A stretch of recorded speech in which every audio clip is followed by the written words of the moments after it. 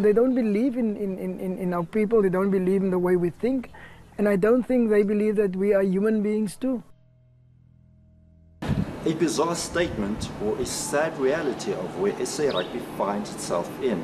One thing's for certain, that the game will continue to be divided along racial lines if issues of transformation are not addressed.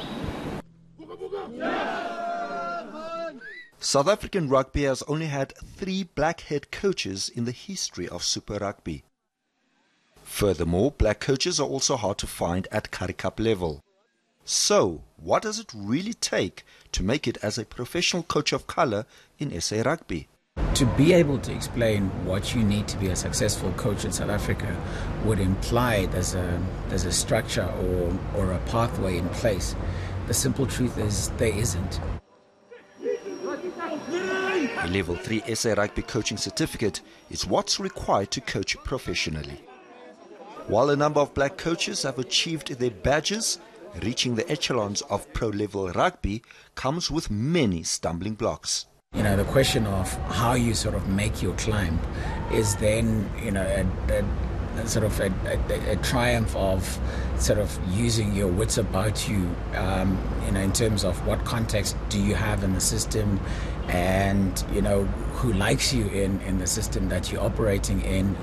If you look at the Lions last year, I've got nothing against the guy, but they employed a conditioning coach as head coach. This was at the expense of a young black coach who had coached sort of as head coach of their junior teams, sort of in a build-up, hoping to get to that position. So there's a lot of those kinds of sort of inconsistencies in how the system works, to the point where I'm not sure you can even call it a system. Well, you address such issues, you are perceived as a troublemaker. That's a sad part when it comes to rugby in this country. You are vocal, you are a troublemaker. And a person like myself, I was once greeted in a presidential suite by a vice president. He greeted me and said, "Hey, you maker," and like, you know, troublemaker. Like, really? In Gauteng, the Soweto Rugby Club says they are still grappling with basic necessities 27 years since they were formed.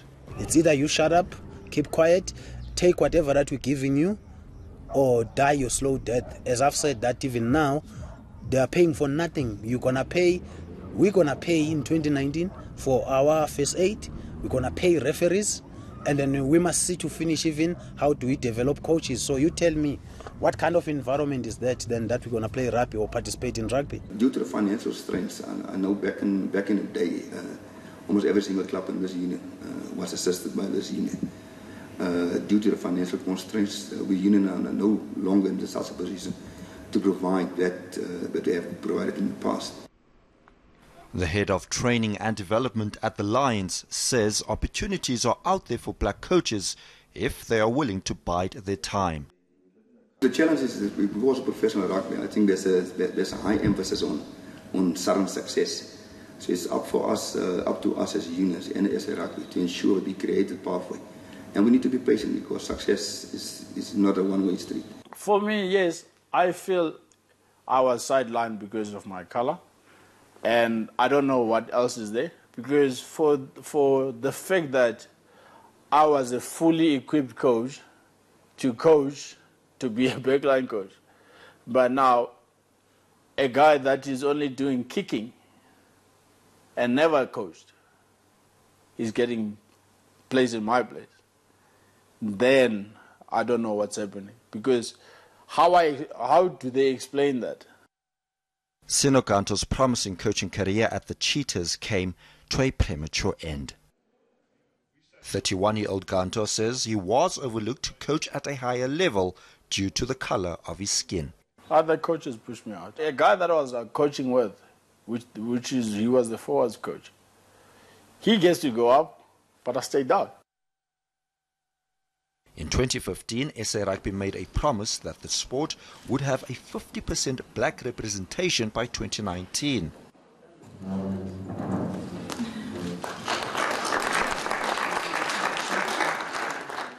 If we just almost put the emphasis on the franchises and on the unions and say, bring the black coaches through. You know, sometimes we won't get the result that we want to. So we're working really closely with them and trying to get guys to coach at the highest level. If coaches doesn't come through the franchises, because we don't control that at all, you know, the franchise decide that.